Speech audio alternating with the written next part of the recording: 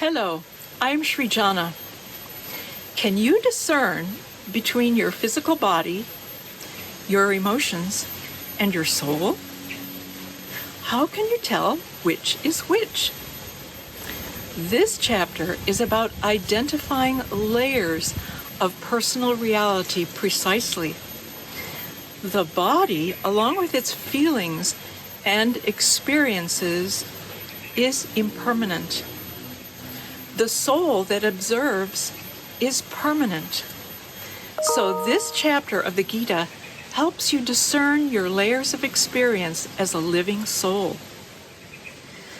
The goal is freedom from death and rebirth, ascension into union with God. In order to do that, we must simply see through the various layers of experiences in a body to differentiate between individual and ultimate consciousness. Microcosm versus macrocosm.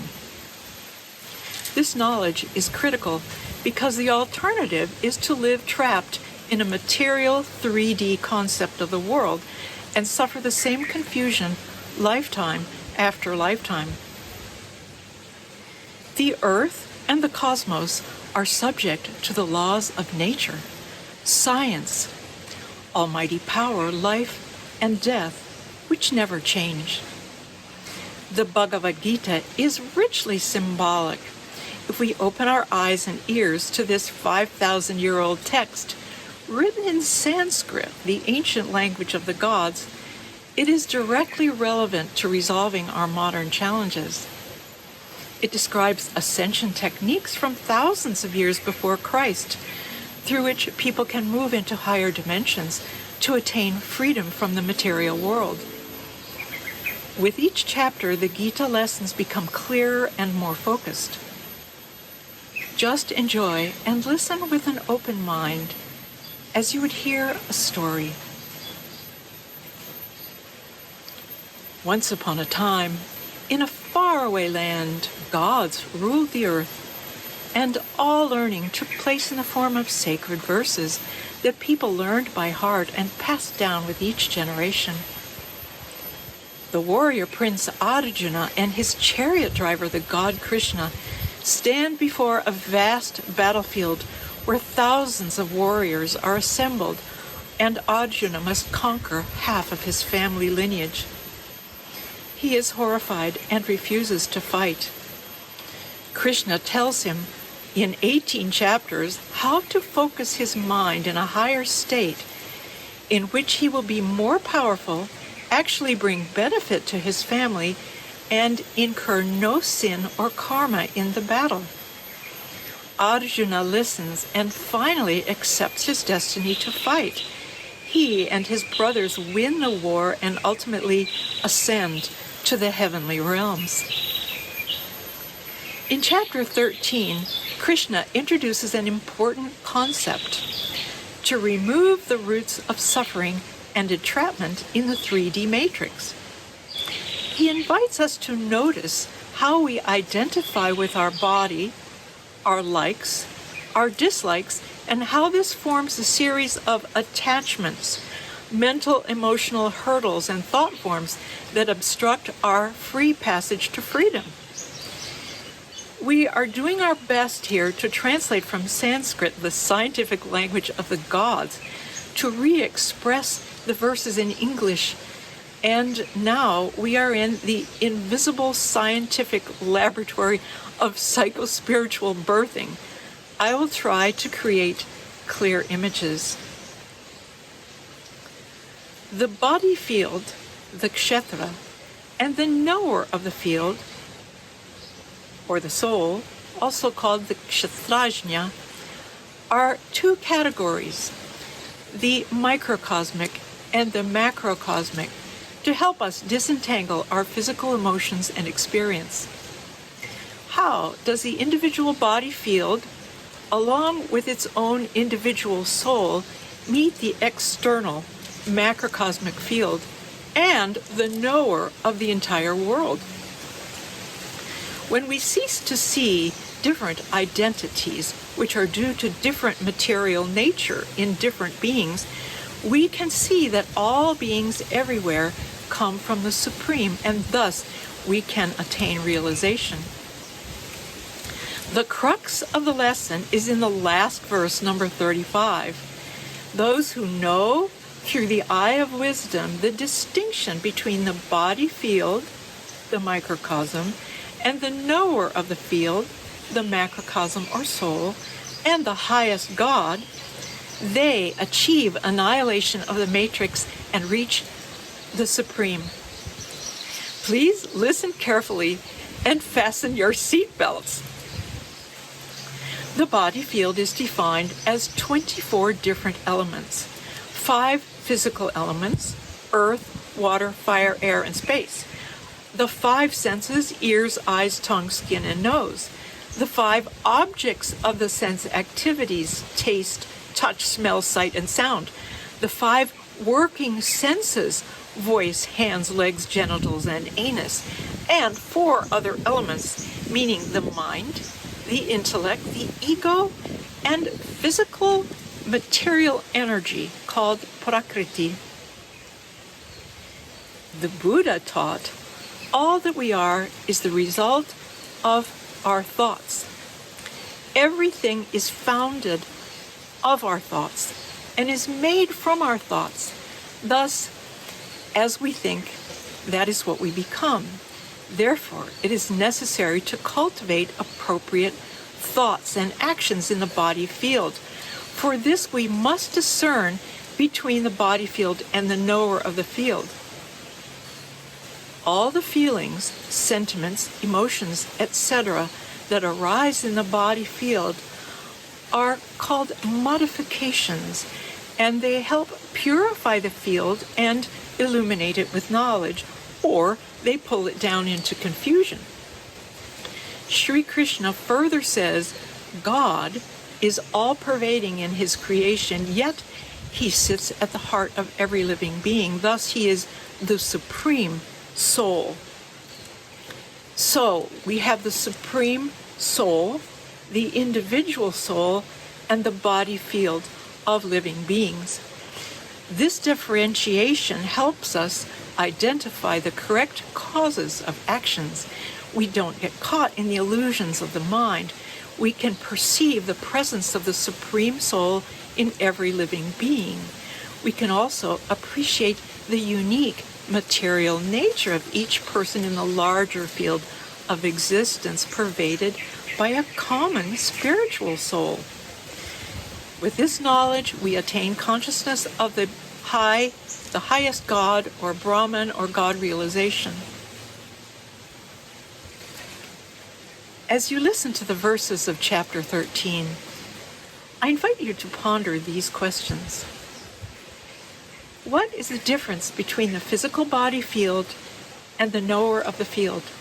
How can you tell which is which? Which is permanent or impermanent? What 24 attributes are included in the body field and are impermanent? What is the role of the Supreme God in relation to your body field and the knower of the field? Can you give an example of how you are able to differentiate between the body field and the knower of the field in yourself? What are your favorite quotes from this chapter to remember for life lessons? What parallel events in the modern world illustrate these concepts? Now, let's listen to the verses of chapter 13.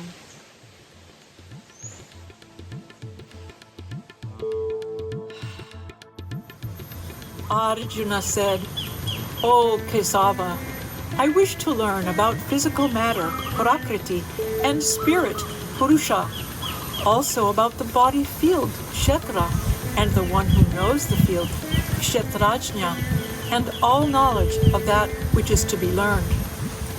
Sri Bhagavan said, "This body is called the body field, Kshetra. The one who knows the body field is called the knower of the field, Kshetrajna, or the soul, by the great sages. O Scion of Bharat, I am also the knower of all individual fields of activity, the understanding of the body as a field of activities, and the soul and God as the knowers of the field, this I hold to be true knowledge. Hear briefly from me what is the body field, what are its properties, what are its modifications, from where it comes, who is its knower, and what are his powers. All this has been sung by sages in many and different ways, in various distinctive hymns, and also in well-reasoned and convincing passages indicative of the highest Brahmans. The body field includes all this: the 5 great elements, the 10 senses, the 5 objects of the senses, ego or I-awareness, material energy, prakriti, the intellect, and the mind. The body field also includes these modifications: desire, aversion, pleasure, pain, the aggregate body consciousness, intelligence, and fortitude. Knowledge of certain conditions is necessary for understanding the infinite self.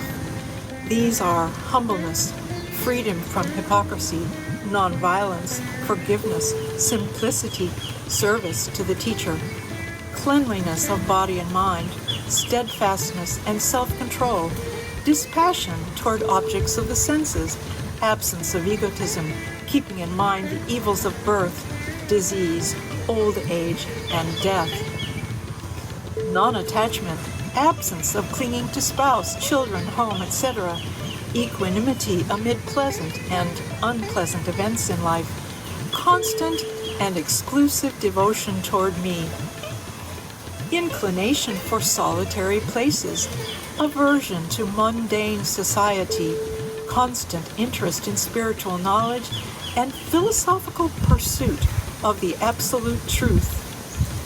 All these I declare to be knowledge, and what is contrary to it I call ignorance. I shall now reveal to you that which should be known, and by knowing which one attains immortality. It is the beginningless Brahman which lies beyond existence and non-existence. The principle of consciousness exists, pervading all. This consciousness is behind every living being. Paramatman. Everywhere are his hands and feet, eyes, heads, and faces. His ears, too, are in all places, for he pervades everything in the universe. Though he perceives all sense objects, yet he is devoid of senses. He is unattached to anything, yet he is the sustainer of all. Although he is beyond the 3 gunas, yet he is the enjoyer of these 3 modes of physical existence. He exists outside and inside all living beings, those that are moving and not moving. He is subtle, therefore he is incomprehensible. He is very far, but he is also very near. He is indivisible, yet he appears to be divided among living beings. Know the supreme power to be the creator, sustainer, and destroyer of all beings. He is the source of light in all the stars of the universe, and is entirely beyond the darkness of ignorance. He is knowledge, the object of knowledge, the goal of knowledge. He dwells within the hearts of all living beings. Thus I have revealed to you the body field, the knowledge required, and the universal object of knowledge.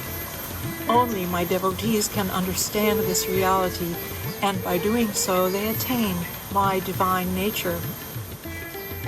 Know that physical matter, prakriti, and spirit, purusha, are both without beginning. And know also that all transformations of the body and the 3 gunas of nature are produced by matter. Physical matter, prakriti, is the cause of the generation of the body and organs. However, spirit, purusha, is the cause of the experience of pleasure and pain. When the individual soul, Purush, that is seated in the material energy, Prakriti, desires to enjoy the three gunas, that attachment to them becomes the cause of its birth in a womb of a higher or lower nature. The Supreme Soul, Purusha, in this body is also called the witness, the approver, the supporter, the experiencer, the sovereign Lord, and the Supreme Self, Paramatma. Those who understand the truth about Supreme Soul, the individual soul, material nature, and the interaction of the three gunas of physical nature will not take birth here again. They will be liberated regardless of their present condition. Some try to perceive the Supreme Soul within their hearts through meditation, and others try to do so through the cultivation of knowledge, Jnana Yoga, while still others strive to attain that realization by the path of action, or Karma Yoga. There are still others who are unaware of these spiritual paths, but they hear from others and begin worshiping the Supreme Lord. By such devotion to hearing from saints, they too can gradually cross over the ocean of birth and death. O best of the Bharatas, whatever moving or unmoving creature you see in existence, know it to be a combination of the body field, Kshetra, and the one who knows the field, Kshetrajna. They alone see who perceive the Supreme Soul, Paramatma, accompanying the individual soul in all beings, understand both to be imperishable within this perishable body. Those who see God as the Supreme Soul equally present everywhere and in all living beings do not degrade themselves by the mind in limited material awareness. Thereby they reach the supreme destination. They alone truly see who understands that all actions of the body, both good and evil, are performed by material nature, Prakriti, while the embodied soul actually does nothing. When one ceases to see different identities, which are due to different material nature, one sees that all beings everywhere come from the Supreme, and thus attains realization. The Supreme Soul is imperishable, without beginning, and devoid of any material qualities, O son of Kunti. Although situated within the body, it neither acts nor is it tainted by material energy. Just like ether holds everything within it, but does not get contaminated by what it holds. Similarly, though soul consciousness pervades the material body, the soul is never tainted by the physical attributes of the body. Just as the sun illumines the entire solar system, so does the individual soul consciousness, Paramatman, illumine the entire body.